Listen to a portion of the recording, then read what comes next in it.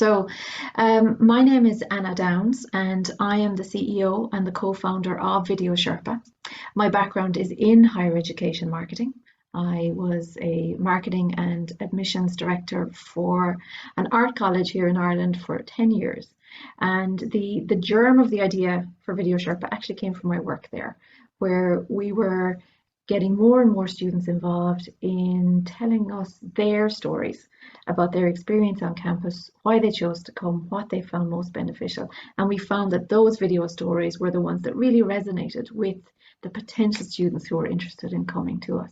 And so we worked with software development team to build a platform that would really make it as easy as possible for colleges to be able to gather and use those kinds of video stories in their marketing and recruitment processes. So that's what we're going to talk about today. So let's kick off. So student video stories.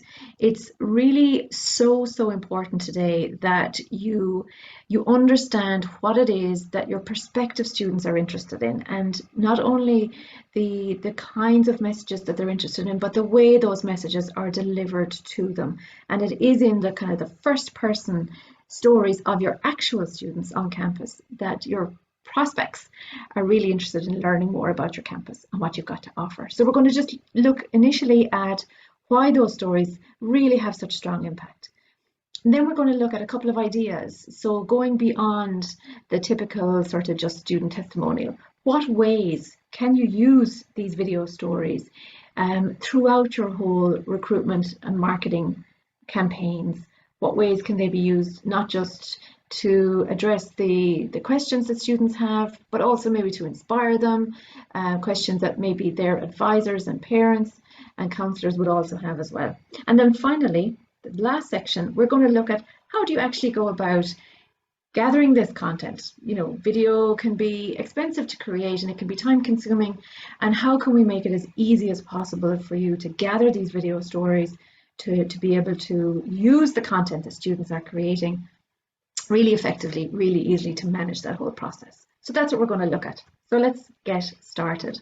So the first piece of today's webinar is really about why your potential students love this kind of content so much. And I think it's clear for all of us to see the trajectory over the last number of years where there has been a sort of a growing, I suppose, distrust of corporate messaging, where Gen Z and millennial audiences are really trying to bypass that level of kind of spin or perceived spin, where they are more keen to access the original, the voices of the actual people using the services and the products, and you know, the rise of review sites, the rise of the influencers, and even going past the influencers who are, you know, still perceived as obviously working in a commercial relationship with the brands that they represent. Potential students now are looking for the kind of real authenticity, the real believable, trustworthy content that they feel comes from their peers. And this isn't, you know, this isn't something that has come out of the blue. It has been growing over the past 5 to 10 years, but we've really reached a moment now, kind of pinnacle of this, where it is these first person stories that your potential students are so keen to access. So, you know, it does come from this sort of attitude of I want to hear it from the user themselves. I don't want to get the corporate message. I don't want to get the spin. I want to see the first person story. So, okay, you're telling me it's like this, but is that what it's actually like on the ground? And I want to hear it from the individuals themselves. And to be able to see the messages coming from people that they can connect with, that are at a similar stage of life, people like them, that, you know, the message resonates so much more when it's coming from a fellow student or somebody who's at a very similar stage in their life, whether that is an undergraduate, whether it's somebody returning to education later in life, if it's an international student, somebody who has taken exactly the same steps just before them. These are the people whose messages and whose own lived experience, it's their stories that really have huge impact on your potential students. And the reason they're seen as so valuable is because, you know, they're not being paid to say this. They don't work for the college. They're not being paid as influencers to promote a particular message or a brand. This is genuine, trustworthy, believable content coming straight from their peers. And because of that, it is really seen as persuasive, and it's much, much more convincing. Now, I would say in all of this, student-generated stories, which is what we're talking about today, I'm not positioning them as something to replace your existing content. I think they sit as an additional layer on top of the information that you currently present to potential students through your website, and through various different open days and so on. It is an additional layer of really personal and persuasive messaging that accompanies the more factual course descriptions and data that you already share with your students. So to see it in that way, we're not trying to suggest that you throw away the traditional methods of, obviously the course descriptions, the department descriptions, faculty introductions, and so on. That is all still relevant. But the student experience and the student's own stories sit as an additional layer of valuable information on top of that. And it's often this additional layer that is the most convincing when a student is weighing up, maybe they're looking at 3 or 4 or 5 different colleges that offer similar programs. So how is it that you can make your institution stand out from the others? And what is it that would make a student say, you know what, that institution is my preferred one? What is it that's going to make them say, that's the one I want to be at? That's where I picture myself being. It's where I want to spend my time. And what is it that's going to move the needle for that potential student and get them to choose your institution over another one that's offering similar programs? This is where the student's own stories really can make an impact and can persuade the person to put your college as their preference. So we can see that the Gen Z audience, which is obviously one of the primary audiences that you're going after all the time, they love when the brands that they're working with or the companies that they're interested in are using their own clients, their own users, their own customers in their advertising and marketing campaigns. And that has grown enormously. And we're seeing it across all sectors, not just higher ed. We're seeing it in banking, we're seeing it in retail, that to really try and resonate with the Gen Z audience, you've got to show them people like them. And you've got to show them real people who are actively using the services and the products that you offer. And that's what's going to resonate. So we know that it cuts through. We know that that's the information that they like, that they're the people they like to see. Well, how can you use video stories? How can you use your students' own video stories to actually give them the messaging that you want to deliver, but that they want to receive, and to move beyond perhaps the very traditional student testimonial that we're used to seeing? So we've broken it down. We've got some ideas for you here today, and we've broken it down into 3 key areas. So obviously the study options. What are the academic study options available to them, and how can you give them that information in a way that's going to be exciting and interesting and really get them motivated to put you as your first choice? And then on top of that, there's lots of practical considerations around financing, tuition, the cost of living, accommodation, travel, and so on and so on. So again, we've got some ideas for you in terms of how you can work with your students to create content around that really delivers the messages you want to get across. And the third spoke in this wheel is student life. And obviously that's always going to be a really important one when somebody is thinking of, they're leaving second level, moving on to college, what's it going to be like? And we have so many kind of preconceptions about what that might be. So how can you use your current students to really get across to potential students what that lived experience is? So let's dive into this. So first of all, in terms of the academics, in terms of the study options, how can you work with your students to get those messages across? So as I said, we're trying to leave behind the traditional sort of just student testimonial and to get very specific around different topics and different areas. So getting them to kind of dig a little deeper into why they chose a particular course. So it's really diving into why they chose law, why they chose psychology, why they chose business, why they chose engineering. What is it that spoke to them? What did they want? What were their aspirations for it? And what has it been like? And to really dive deep into just that one. So you're getting a course overview as a potential student, but it's not dry, and it's very personal, and it's very much about the motivation and the goals and the aspirations of the students studying it. And that's really going to appeal on a more human to human level, rather than a kind of a dry, factual, text-based, these are the modules you're going to cover. It's much more about the human interest level in terms of why you choose to do a course. Instead of faculty just speaking on camera and kind of giving an overview of the courses that they teach, perhaps get some of your students to interview faculty and present it that way as a kind of a, let me introduce you to so-and-so. The students will know the information that they would have liked to know before they came. So what is it about the faculty that delivers the program that they'd have loved to know themselves? Is it why that faculty member chose that area? Is it what their, what the subjects really mean to them, their areas of research expertise, maybe what their own career trajectory has been like? To get the students involved in presenting your faculty and presenting your courses from their perspective is really, really effective, and it's different, and it's going to be engaging kind of content. Here's one in terms of for incoming undergraduate students. It's a big leap to come from second level to third level.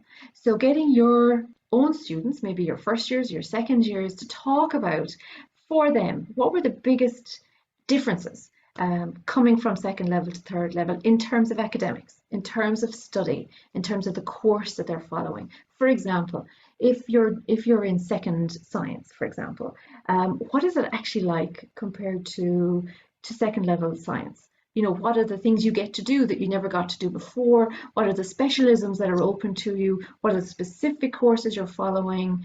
And to delve into all of that, to really bring it to life in a very, very three-dimensional way that is going to appeal to a potential student, rather than just sort of module descriptions on a website or in a brochure. Again, expectations versus reality. Again, looking at it from an academic perspective, what you thought law was going to be like and what it is actually like. Now, obviously, we want this to be positive messaging, and very much within the kind of the VideoSherpa approach to all of this, we're talking about active collaboration with your students. So it's an ongoing engagement where you discuss the content in advance. You get your students to deliver the content from their perspective in their own words, but it is very much working with you to create content that you want for your campaigns. So in something like this year, first year, expectation and reality, it might be the unvarnished truth. There might be some things that they're finding harder than they thought they would, or that were maybe a little tougher. Maybe the standard is quite high and they're being pushed to reach this new level. But you can always present that in a very positive way, as in academically, this is a really rigorous college and I know I'm getting incredibly good value, and the faculty are working really hard with me. So it's always about sort of coming at it from the student's perspective. Recent graduates, so somebody who has maybe 2 years out of college, what has their career trajectory been like immediately after college? What have they gone on to do? Have they gone on to do postgrad? Have they taken a gap year? Are they applying it in a work environment? To get that really fresh, recent graduate perspective, it gives students a very clear idea of what the potential is for them and why it is that if they're choosing one course of study over another, what their future could hold as well. And then extending that out a bit longer, talking to alumni who have graduated maybe 10 years, 15, 20, or even 30 years from a particular program. So taking a more long-term look back on their career. So if they did law in your institution, and what has their career been like? What has it led them? What different paths did they take? And how did it set them up for success? So there's so many different ways that you can present the information to prospective students around the academics that you offer, the different programs and courses, departments and colleges within your institution, but really trying to bring that sort of maybe dry textual course information to life through the eyes of your current and recent students. So that's one sort of set of ideas that you could look at. Now, if we go on to the practical considerations that your potential students might have, and how can you create content with your existing students that is going to address those different questions and concerns that they might have. So affordability is a big question for a lot of people. So what are the tuition fees like? What is the cost of accommodation like? What's the cost of living like? To actually get some of your current students to create little short video stories talking about that. And it's not just about, you know, the kind of the dry, these are the fees. It's also really around the cost of living for a student, but not just in terms of negative, these are the costs, but also about, you know, how they make it work. So what is the kind of the part-time work opportunities? How do they balance study and work life? Tips on budgeting. How do they make it work for themselves? So doing a feature like Money in My Pocket. And this could be true of students maybe who are living at home. You could also do some pieces, students from who are coming to your town or city to study, international students who've come, adult education, people who maybe are combining a full-time job and going back to college to do maybe a degree or a postgraduate course. How do they make it work? Because there's no point trying to hide from this. This is one of the key considerations that people have when they're looking at college, is how are they going to afford it? So presenting from your current students' point of view, how do they currently manage it, is really, really effective. And it's going to be just so much more impactful because it's a real first-person story and first-person experience.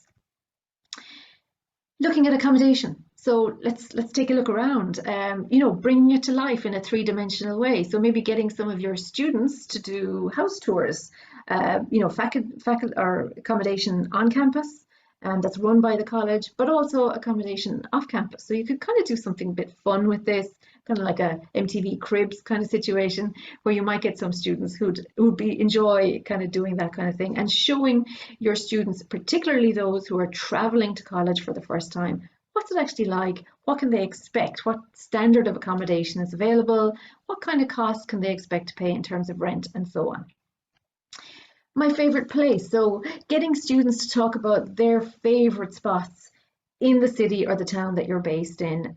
This is again adding an additional layer that brings their student experience to life in a very tangible way. So if I'm considering going to study in, for example, Glasgow, and I'm coming from the west of Ireland, well, I want to know what life is like there, not just what it's going to be like in my dorm or on campus. What's the city like? Where are great places to go? What are lovely parks? What are things to do at the weekends? Good nightlife? And to show it from the student's perspective, that's really going to give me a much more believable and real sense of what my experience could be like. And it might be the piece that actually tips it over to make me choose Glasgow as opposed to Bristol, for example. I have no vested interest in saying that. I'm just saying, for example, you're giving people a much more rounded view of what their life could be like, and that can only be positive. So for students who might have disabilities, might have issues with access, again, giving them the first person perspective from one of your current students, how do they manage? How do they cope? What are the facilities that have been made available to them on campus or in your town or your city? How feasible is it? How accessible is it? And obviously giving it from the student's own perspective will bring just real authenticity to that story and be much more believable than, again, maybe just some dry statistics or facts about how accessible your town is. So there are some of the practical considerations that people have. Again, a lot of that might be very important to parents who are working with their students in terms of narrowing down their choices, or school counsellors and obviously international advisors, to be able to give students a much fuller perspective on what their experience could be like on your campus. So with a little help from my friends then is another layer, just delving into the different student supports that are available. It could be medical supports, it could be counselling, it could be to do with fees, student union. What are the tertiary, if you like, or the other supports that have been put in place on campus for your students? And again, getting students to talk about them. It doesn't necessarily have to be somebody who has availed of that service, but getting them to kind of give an overview, what's available to you if you need it when you get here. And again, that kind of information is very reassuring, I think, for a lot of perhaps the parents and the advisors who are helping students to narrow down their choices. Okay, so we've looked at academics and we've looked at practical considerations. Now there's a whole other layer of student life.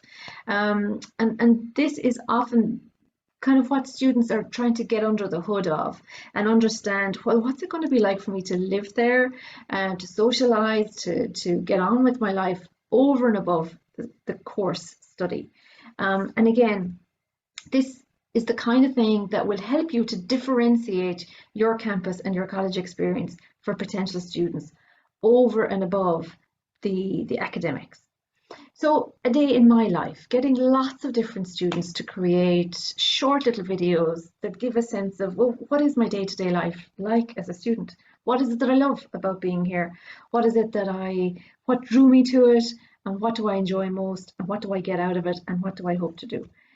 Sports on campus, obviously really, really important for a lot of students to see what that they could continue on from second level into third year or into third level, or what sports that they could perhaps take up that they've never explored before, they've never had an opportunity to explore before. If sports is a big part of the student experience on campus, then it really makes sense for you to create a lot of content with students already engaging with those activities and let them talk about it from their perspective and what it adds to their life as a student and their student experience. You have so many different clubs and societies on campus, students' union, getting the students to talk about that. For example, whether it's drama, music, whether it's your student radio station, what are the different things that they can get involved with that is going to be maybe, really help them to make that final decision. Actually, I've always wanted to do that and I can do that in that institution and I can't do it over here. So I'm going to put them first.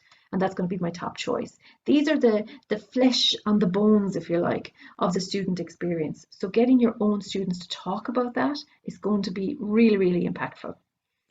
When you've got events on campus, why not let your students come to you live, do the kind of presentation from that event and actually showcase it, maybe do a live stream or do a social media takeover on one of your channels for the day. There are so many events on the calendar throughout the year, International Book Day, International Women's Day, International Day of Engineering, maybe to work with students to create short little video stories on those topics so that your social channel is constantly fresh and it's always got something new. It's always showcasing the vibrancy of your campus, but it's from the student's perspective. It's their voice that you're sharing, and that's what's going to cut through and really resonate with your potential students. Social media takeover, I think I said that already.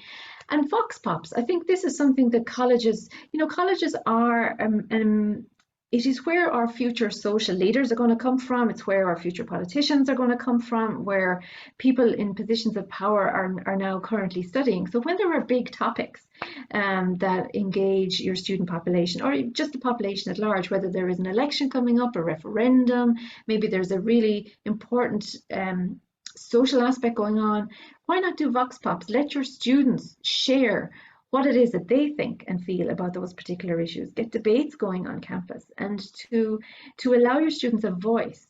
A lot of the time colleges work hard to make sure their faculty have a voice on local radio and national radio, TV and so on. This is an opportunity to give your students that voice through your own social channels, but actually to let your students not only be the voice but create that content in the first place. So just something to bear in mind, I think, for particular issues throughout the year. So we know that especially for international students who don't often have an opportunity to visit a campus before they apply, this kind of peer-to-peer and student-generated content is particularly influential because it really helps them to see from somebody who's gone before them what the experience was like. Was it welcoming? Did they enjoy it? What did they get from it? it's going to be so important for them to be able to get that first person narrative and those first person stories. And we can see, you know, that's going up year on year. If you look at the QS surveys, this year's survey showed 42% of international students find that kind of student generated content really important when it comes to making their final decision.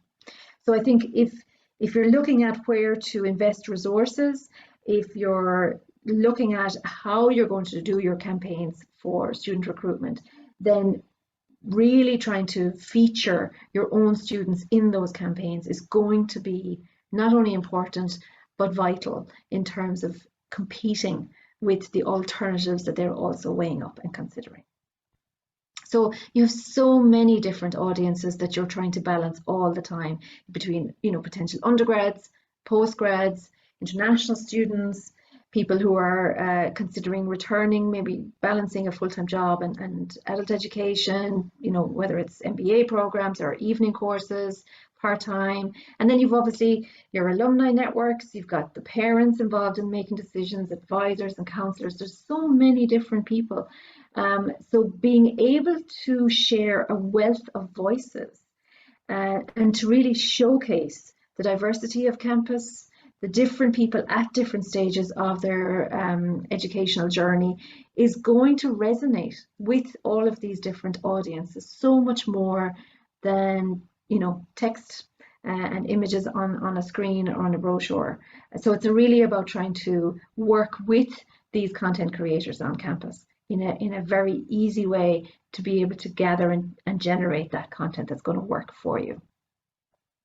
So when it comes to working with your students as content creators, what are the different things that you've got to bear in mind? Well, I think the first thing is, you know, you're blessed with a campus full of content creators. You know, these guys, they consume video, they eat, sleep and breathe it, they create it so naturally. So really it's about, you know, you've got creators on campus. You don't necessarily need to add a whole layer of, you know, external videographers coming in to create content, or you probably have a digital content creation team on campus, but they are so stretched. Everyone is pulling out of them. So for your particular department, you want to be able to access your students and to work with them easily to generate a lot of that video content that you need on an ongoing basis.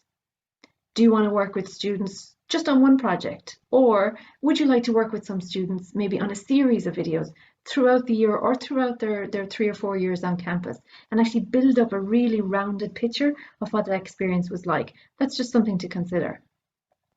How do you motivate them to get involved, or what kind of rewards might be included? Well, obviously there are going to be some students who are going to be clamoring to get involved in this, because for so many students, it's going to be a necessary part of their working life. Video is now so much of a part of what we all do, whether we work, you know, in a customer-facing role or in a training role, in an engineering role.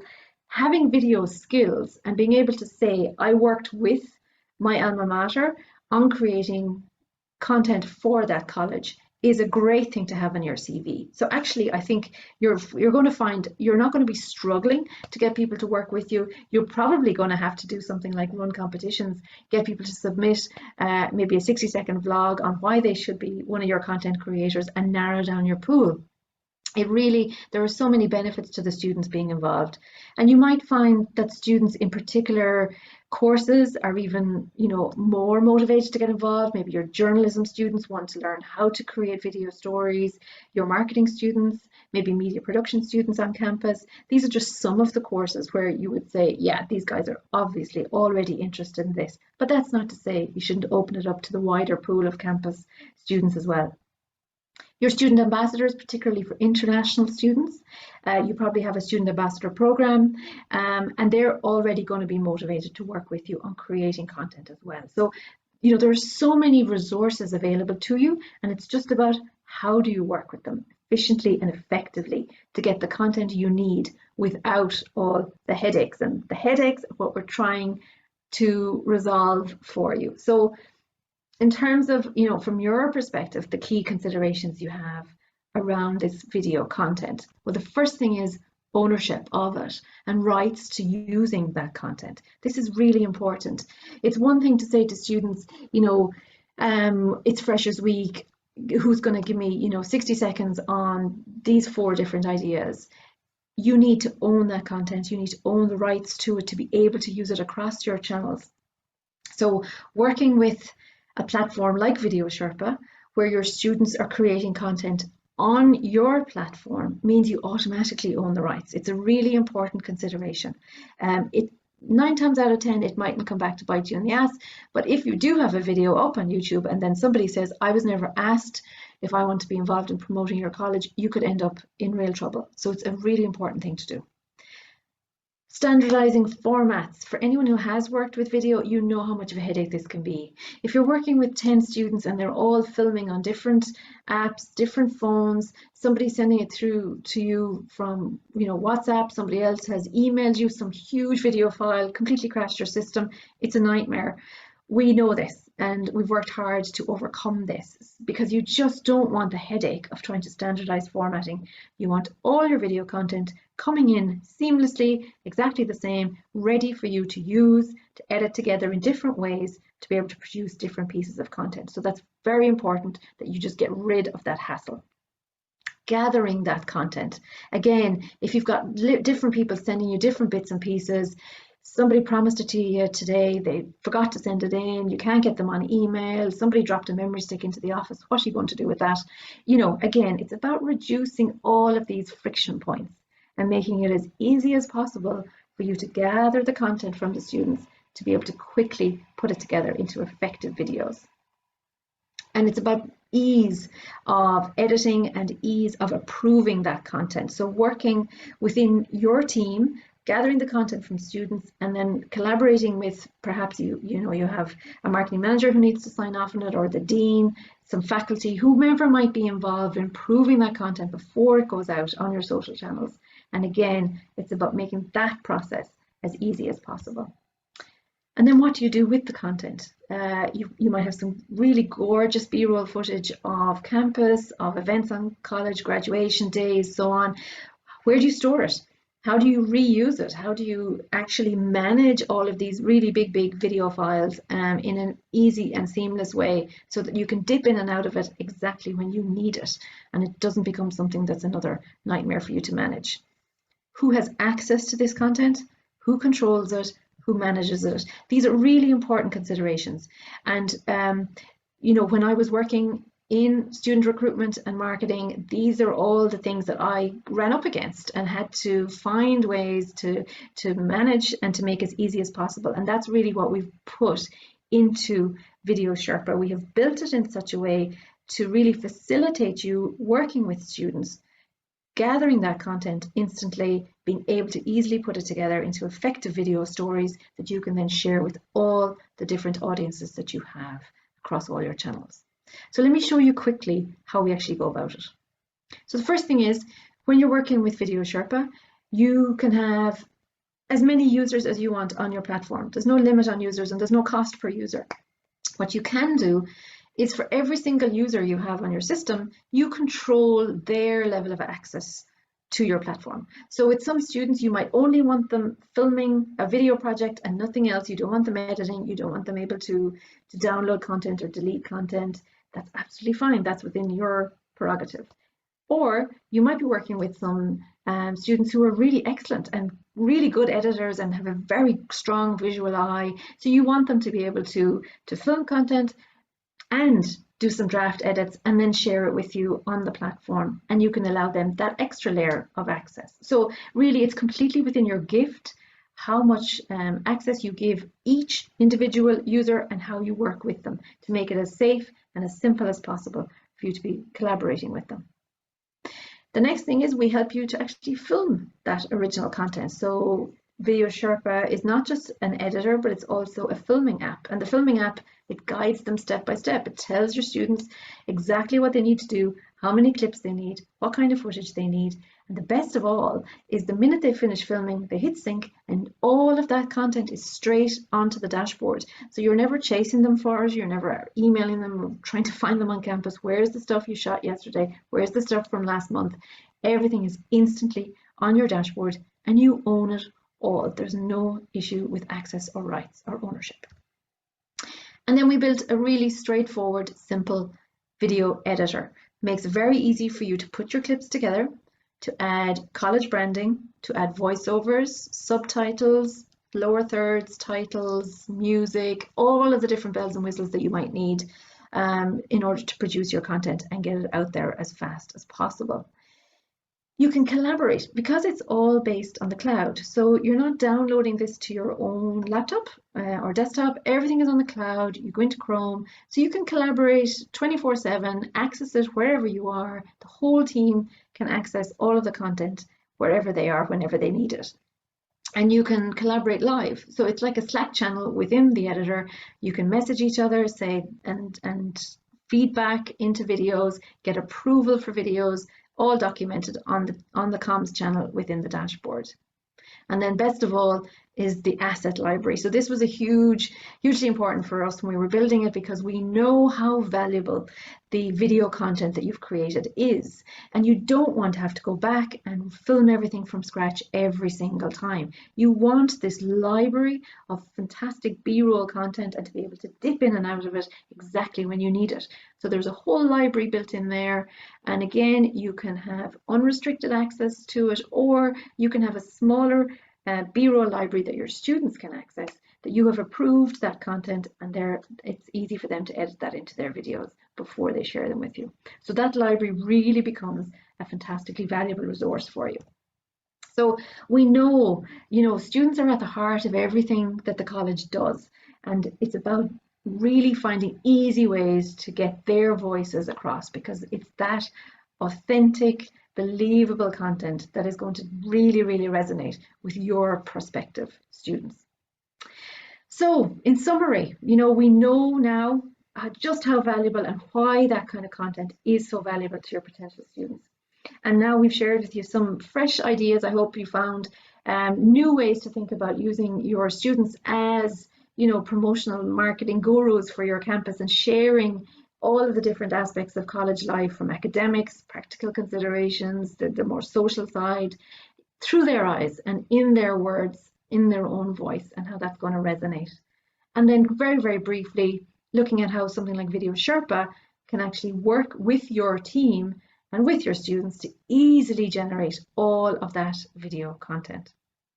So I hope you found that useful. What I'd love to do is just answer any questions that you've got, and I'm just going to share a poll, and bear with me, because so we're offering you guys the opportunity to have a 30-minute call with us. If you want to explore this in more detail and look at the resources you currently have on campus, and how can we work with you, or what kind of additional resources can you put into place that's going to make it as easy as possible to work with your students as content collaborators. So if you just want to fill in that poll, and we'd be happy to have a chat with you. It's absolutely a free consultation, no commitments required. So just a couple of questions coming in here. How many students can I have as users? You can have as many students as you like. There are no limits. You can add a student as a user for one particular project, work with them, and then remove them as a user, or you might keep them on the platform with you for a number of months or a number of years even. And there's no upper limit, and there's no time limit on how long they're on. Is there a storage limit on the platform? There is no storage limit on your library. You can continue to add as much B-roll content into that library as you like. What there is, the way we price the package is in terms of video bundles. So depending on which subscription package you go for, you can have 50 videos a year, 20 videos a year, 100 videos a year. It's completely up to your own need and requirement, but there's actually no limit on the library. How do you ensure that students capture quality content? Really good question. So the first thing I would say there is that when you sign up to VideoSherpa, there is a whole training piece involved, because we really, really believe that it's not just about the software and kind of saying, there you go, there's a software, knock yourself out. We have built a whole learning hub We do a weekly training call with any new users, so they can just jump on or ask Andrew anything. It's 4 o'clock every Thursday, and they can get a quick overview of the system, ask any questions that they have. He can troubleshoot, he can idea generate, whatever the case may be. And all users have access to our Learning Hub 24/7, and that's full of short little video tutorials on how to use the filming app, how to use the editor, how to generate ideas for different types of shots that are going to work in different scenarios. So we really, really work hard in terms of giving people the inspiration and the knowledge, the know-how in terms of the kind of footage that's going to work and how do you achieve that footage very, very easily. So it's full of practical ideas and tips and tricks for people.